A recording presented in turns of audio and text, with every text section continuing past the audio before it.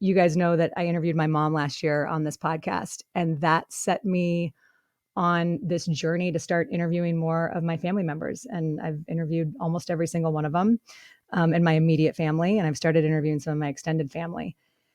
And it's interesting because I think most people have had this idea at some level, like either wishing they had done it with a grandparent while they were still alive, or, oh, I'm going to get to that. I definitely want to go make sure that I get my mom's stories before, while I still can. But the problem that we have is just making the space to do it. I had a very real life experience of understanding how important it is to record conversations with our loved ones. My dad had a stroke about 2 weeks ago, and it was a really, obviously, very intense thing. He is okay. He's home. He's doing well.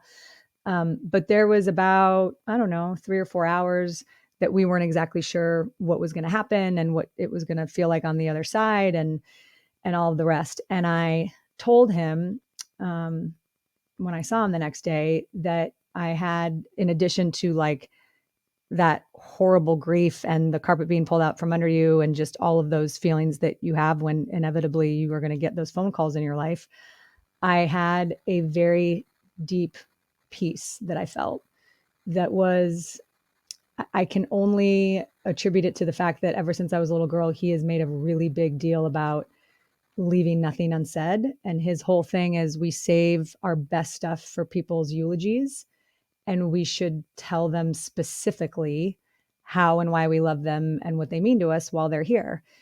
And, I think we do that in cards and we texts and, we here and there, but to really get real and be specific is something that we don't do very well. My dad has always been amazing at that. And I recorded a conversation with him over the summer that I remember when we finished it, I was like, I'm so glad that I have this. I'm always going to have this, to include like, hey, dad, probably the time that all of your kids are going to be watching this together is when you're not here anymore. Can you tell us something that will make us feel better? And he totally had the answer that's going to make us feel better when we're all sitting there watching it one day, whenever that day comes. So it was almost like a sign from God and the universe being like, nope, this does matter.